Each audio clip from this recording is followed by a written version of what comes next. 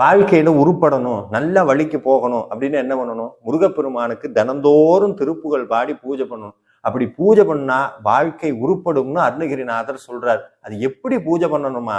அன்போடும் ஆச்சாரத்தோடும் பண்ணணுமா. அன்புன்னா எதையும் எதிர்பார்க்காம முருகன் மீது வைக்கக்கூடிய அந்த தீராத காதலுக்கு பெயர் அன்பு. எதையும் எதிர்பார்க்காத அன்பு ஒண்ணு.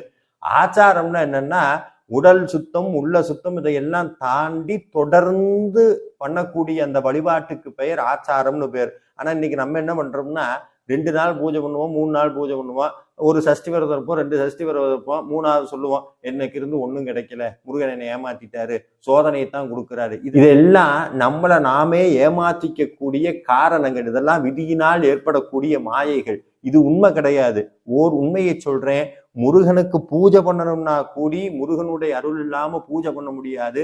அதற்கு வைராக்கியம் வேணும். கொற்ற பனி, வயசு 80க்கு மேல, காய்ச்சல் கொதிக்குது, சாப்பிடல, இது அத்தனையும் தாண்டி குளிச்சுட்டு முருகனுக்கு பூஜை பண்ணாம நான் சாப்பிட மாட்டேன்னு பூஜை பண்ணிட்டு தான் வாரியார் சுவாமி சாப்பிட்டார். அதனாலதான் வாரியார் சுவாமியோட முருகன் பேசினார். இந்த தீராத வைராக்கியம் இருந்தாதான் தொடர்ந்து பூஜை பண்ண முடியும். அப்படி அந்த பூஜை செய்வதற்கு அருணகிரிநாதர் ஒரு அற்புதமான திருப்புகளை நமக்கு கொடுத்திருக்கிறார். அதில் இருக்கிற ஒரு மகுடவரியை சொல்லுகிறேன்.